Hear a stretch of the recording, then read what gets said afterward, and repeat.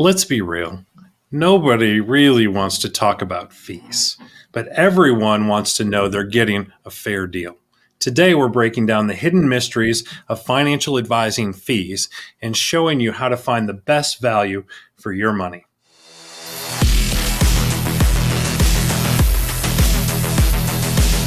It's time for Power Your Retirement. Walter Storholt back with you again alongside Steve Smith, certified financial planner. And this is the show for you if you are trying to learn a little bit more about your finances, future retirement planning, and the like, especially if you are an employee of a publicly traded utility.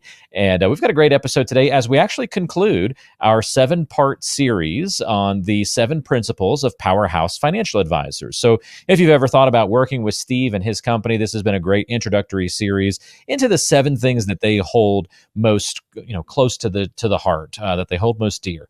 And so we're going to talk a little bit about fees in today's episode and finding that value. Steve, I appreciate you kind of being open about this because I'm just going to point it out. Not everyone in the financial world is going to be very transparent or happy or excited to talk about the fees that they might be charging someone. But I know you're approaching today with a heart of transparency. Absolutely. Fees are one of those things that if you're embarrassed about your fee or think you're not providing a good value, a lot of times you'll try to hide those in the corner, in the shadows. But if you're confident in that you're providing great value and exceeding value for what you provide, I believe you want to bring that into the light. And that is the goal for today. Well, at the end of the episode, I'd like to talk about how we can define that value for listeners. So stay tuned to the end of the video to hear Steve break that down a little bit. But let's first of all just do some definitions here. What are the fees that people are going to be most likely to encounter if they look under the hood of their financial plan? Well, one thing I want to say before I break into the 3 categories that we engage in, and most firms do, you always have to look for hidden fees. And it can be all over the place. Those can be in expense ratios of the funds themselves. They can be in share classes if you're in mutual funds. There's all different things that could be hidden. But what I want to talk about today is really the 3 general classes of fees that our firm engages in.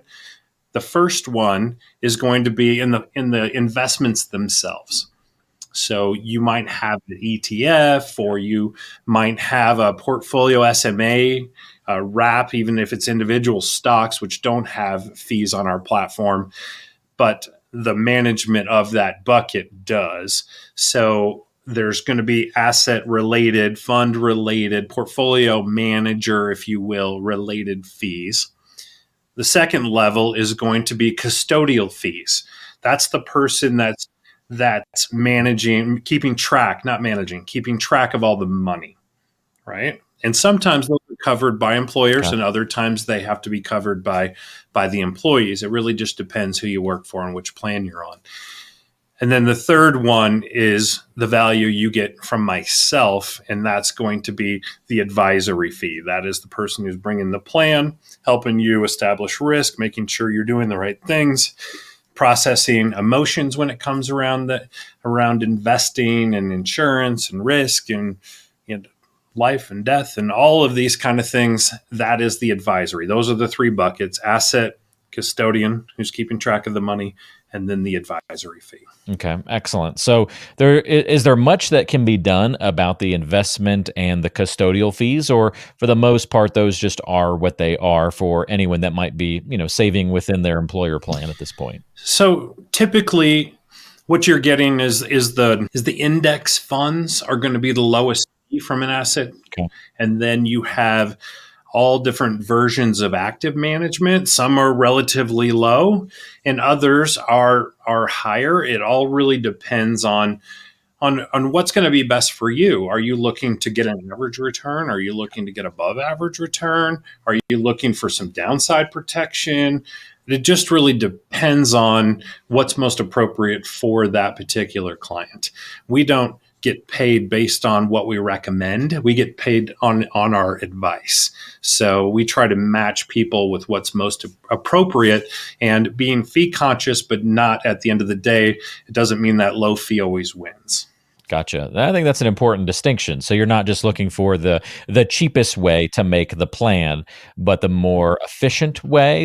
And obviously brings us kind of back to that value conversation, the most valued way to Hmm. make a plan. Absolutely. Okay, excellent. Well, let's talk a little bit more about that value then. Where do you really see that differentiating itself? How can we define value for someone that's thinking of working with an advisor versus the do-it-yourself method?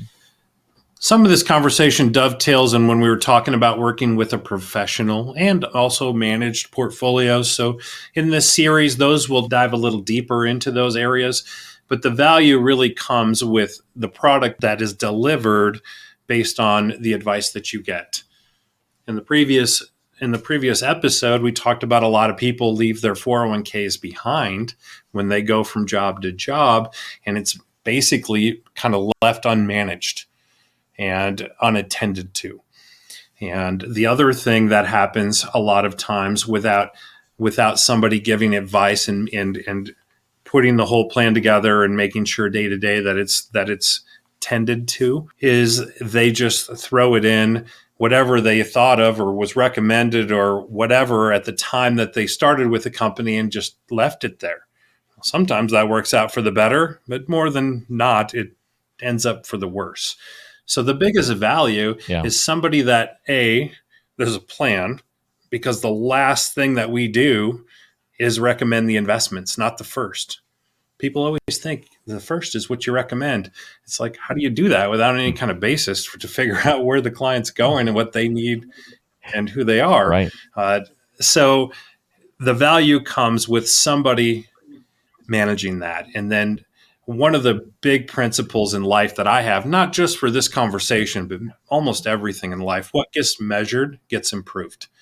And you have somebody in your corner Okay. that's an expert watching this every day, making sure that it's tuned up every whenever it's needed. And it's also relayed to you through our annual meetings and whenever else we get in on like a one-off meeting update.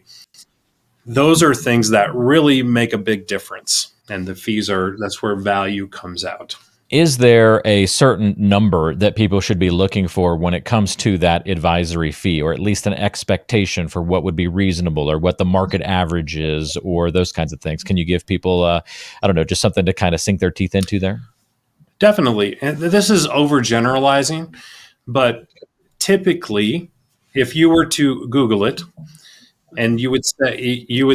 what is the average, you would probably come up with an advice fee of about 1%. And if you were Okay. to look into what would it be to work, I just Googled it. So it says the average fee is between 0.5 and 2%. So they gave us a little wider range. But yeah, averaged out more than 1%. yes.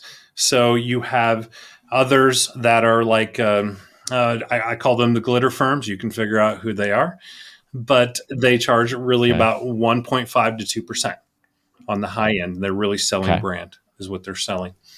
And then you also have on the low end, you have your robo advisors that are not full service, that are at that lower range. They're providing partial service at zero point 0.5. So that's really where you're at. So you can kind of see where we come in at the in that scale. We give all of our large group discounts. If you work for an employer on our platform, a 25% discount from our already low fee. So we have really deep value, not only in what we deliver, but also in the fees, because we're committed to working with these groups. And not only are we an expert in what we do for your plan and the culture of your company, but we also are able to discount that because we're not trying to do 1,000 different things for 1,000 different people. We have a concentration which creates efficiency that we give on to the customer. Excellent. Well, Steve, I think we've covered all 7 of your fantastic principles of Powerhouse Financial Advisors throughout these last 7 episodes, and I appreciate you walking us through this series.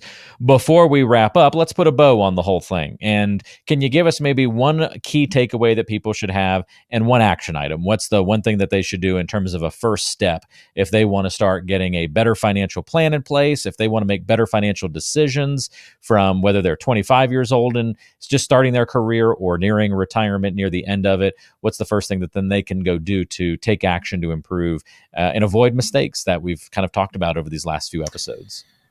I would encourage everyone to check out who their employer, if their employer has a platform to work with an advisor, or if not, just reach out to us through our platform that you'll hear at the end of this podcast. And really, you want to engage with an advisor that you trust, that's giving good value, is well-rounded, and knows who you are as a client, and can really build that trust along with the expertise that come with that. And I would also challenge that younger, because that's usually the one that's the most missing in the practice. Once you get 40, then people start to get serious. 50, a lot of people flood into the platform, and then at retirement is a big flood as well. But to get somebody early, I would just want to talk about, since this is about fees, the value. If you look at your 401k balance, maybe you're in your 20s somewhere and you have 50,000, and just take that against, not even against our fee, which is better than the average that came out in Walt's Google. But if you take that times 50,000 and look at what you have access to for just a few dollars and compare it to how much pizza it buys, and that is just a value that is just not used enough and can propel you to such heights if you engage in it. Yeah, great points, and well said, Steve. Again, that resource, that action item that Steve was pointing you toward, is to reach out, ask questions that might be on your mind about your financial situation and about your employer plans and how can you make the best moves possible. If you want to engage in that conversation further, there's contact information in the description of today's show wherever you're watching or listening to it. And you can also go to the URL powerupyour401k.com. That's where we have resources, the book, the toolkit, and ways to schedule a call with Steve. Powerupyour401k.com. Steve, thanks for another great series. I can't wait to see what you have in store with us for the next episode.